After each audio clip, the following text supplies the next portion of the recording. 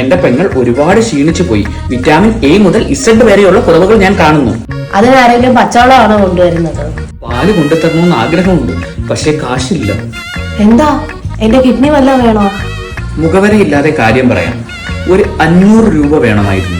ഓ, അതിനായിരുന്നല്ലേ ഈ സ്നേഹപ്രകടനം. 500 രൂപ എന്റെ കയ്യിലില്ല.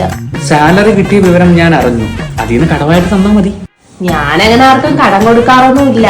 പിന്നെ 500 രൂപ തരണമെങ്കിൽ ഞാൻ പറയുന്ന പണികളൊക്കെ ചെയ്യേണ്ടി വരും. എന്ത് പണി? അടുക്കളയിൽ കുറച്ച് പാത്രങ്ങളുണ്ട്, അത് കഴുകി വെക്കാനുണ്ട്.